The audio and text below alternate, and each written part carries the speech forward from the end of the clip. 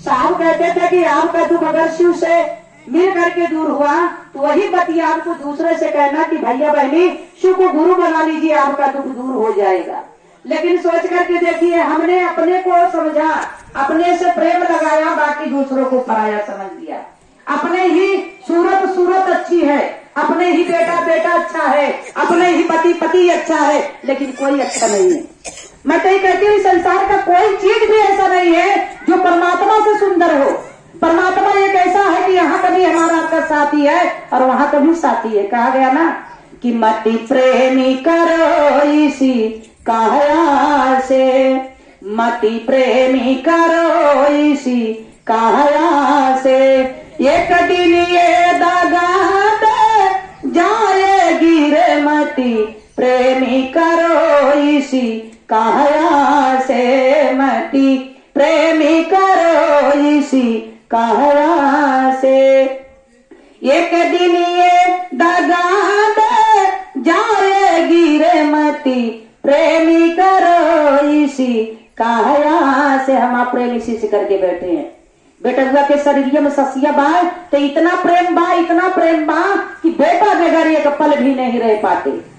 पति के शरीर में सांस है तो उसे इतना प्रेम है, पति परदेश बगैर बात की एक पल नहीं रह सकते। लेकिन मेरे भाई बहन सोच करके देखिए, जिन्होंने सांस दिया उस परमात्मा से अगर प्रेम कर लेते तो शायद पूरे जग का सुख हमें आपको मिल जाता।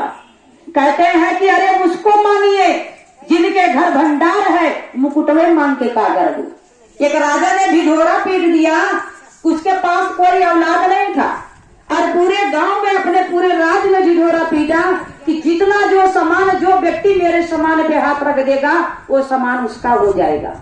और सारे गांव के लोग आने लगे।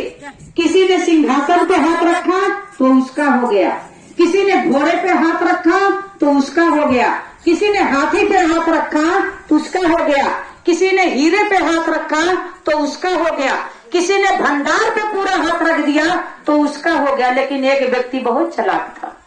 एक व्यक्ति इतना चालाक था, उसने मन ही मन सोचा कि फौज पलटन राजा की, बाजार राजा की, हीरा मोती सोना चांदी राजा की, हाथी घोड़ा राजा की। जब ये सब राजा की है तो मैं राजा से क्यों मांगू, राजा कहीं न मांग लूं।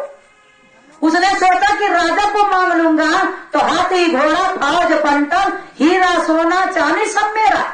उसने राजा के ऊपर हाथ रख दिया।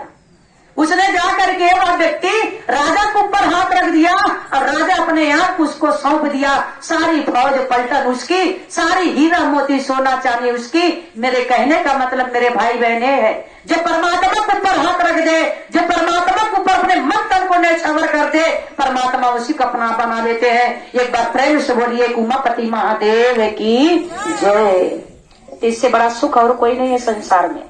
परमात्मा से प्रेम कर लीजिए और इस जीवन के बारे में ना सोचिए, क्योंकि उन्हीं का बनाया ये शरीर है जिसपे हम इतराते हैं, जिसपे हम घमंड करते हैं, जिसपे हमें अपने आप का अभिमान करते हैं।